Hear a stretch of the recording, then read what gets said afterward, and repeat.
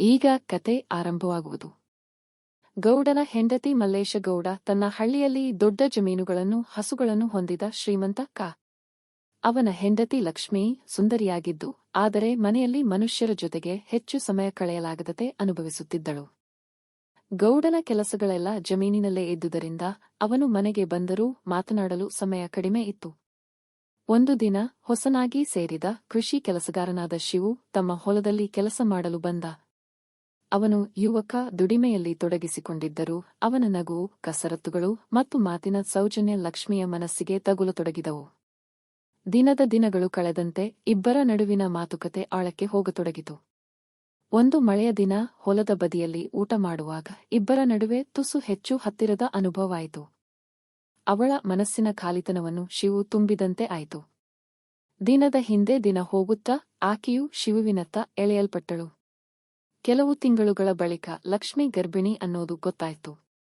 ಗೌಡನ ಸಂಶಯ ತಕ್ಷಣವೇ ಹೆಚ್ಚಾಯಿತು, ಏಕೆಂದರೆ ಅವನಿಗೆ ತಂದೆಯಾಗುವ ಸಾಧ್ಯತೆ ಇಲ್ಲ ಎಂದು ವೈದ್ಯರು ಹೇಳಿದರು. ಅವನು ಕೊನೆಗೂ ಸತ್ಯವನ್ನು ಅರಿತುಕೊಳ್ಳಲು ಲಕ್ಷ್ಮಿಯನ್ನು ಒತ್ತಾಯಿಸಿದ. ಈ ಸನ್ನಿವೇಶದಲ್ಲಿ ಲಕ್ಷ್ಮಿಯ ಮನಸ್ಸು ಭಾರವಾಯಿತು. ಒಬ್ಬದೊಂದೇ ತನ್ನ ಪ್ರೀತಿಯನ್ನು ಪೋಷಿಸಿದ್ದಳು, ಆದರೆ ಅದು ಈಗ ದೊಡ್ಡ ನಿರ್ಧಾರದ ಹೊಣೆ ಹೊತ್ತಿತ್ತು.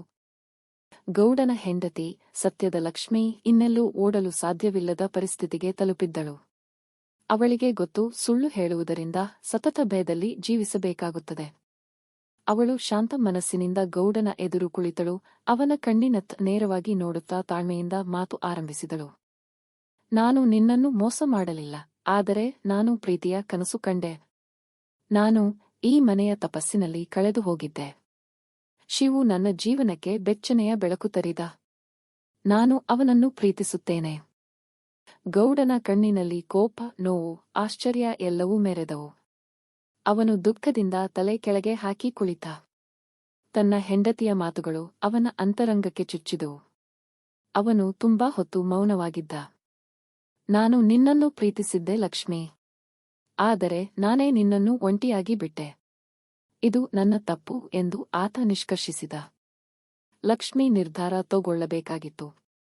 ಅವಳಿಗೆ ಗೊತ್ತಿತ್ತು, ಈ ಮನೆಯಲ್ಲಿ ಉಳಿಯುವುದರಿಂದ ಅವಳ ಸಂತೋಷ ಮರೆಯಾಗಲಿದೆ. ನಾನು ಈ ಮನೆ ಬಿಟ್ಟು ಹೋಗುತ್ತೇನೆ, ಆದರೆ ನನ್ನ ಮಗನಿಗೆ ಸಹಾಯ ಮಾಡು.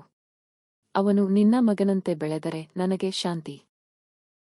ಗೌಡನಿಗೆ ಈ ಮಾತು ತೀವ್ರವಾಗಿ ಹೊಡೆತ ಕೊಟ್ಟಿತು. ಅವನು ಕಣ್ಣು ಮುಚ್ಚಿ ಆಲೋಚನೆ ಮಾಡಿದ. ನೀನು ಹೋಗಬೇಕು ಅನ್ನೋದು ನಿನ್ನ ಹೃದಯದ ತೀರ್ಮಾನವೋ? ಲಕ್ಷ್ಮಿ ತಲೆ ತಗ್ಗಿಸಿದಳು. ಹೌದು, ನಾನು ನನ್ನ ಜೀವನವನ್ನು ನನ್ನಂತೆಯೇ ಕಟ್ಟಿಕೊಳ್ಳಬೇಕು. ಗೌಡ ಕೆಲವು ಕ್ಷಣ ಮೌನವಾಗಿದ್ದ. ಕೊನೆಗೆ ಗಂಭೀರ ಧ್ವನಿಯಲ್ಲಿ ಹೇಳಿದ, ನೀನು ಹೋಗಬಹುದು. ಆದರೆ ನಾನು ಈ ಮಗುವನ್ನು ನನ್ನ ಮಗನಂತೆ ನೋಡಿಕೊಳ್ಳುತ್ತೇನೆ.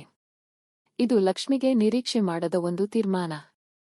ಅವಳು ಕಣ್ಣೀರಿನಿಂದ ಅವನತ್ತ ನೋಡಿ, ನನಗೆ ಪ್ರೀತಿಯೂ ಸಿಕ್ಕಿತು, ಈಗ ನನ್ನ ಮಗನಿಗೆ ಭವಿಷ್ಯವಿದೆಯೇ ಎಂದು ಭಾವಿಸಿದಳು. ಅವಳು ತನ್ನ ಹೊಸ ಬದುಕಿನತ್ತ ಹೆಜ್ಜೆ ಹಾಕಿದಳು, ತನ್ನ ಮಗನಿಗಾಗಿ, ತನ್ನ ಪ್ರೀತಿಗಾಗಿ ಮತ್ತು ತನ್ನ ಸ್ವಾತಂತ್ರ್ಯಕ್ಕಾಗಿ.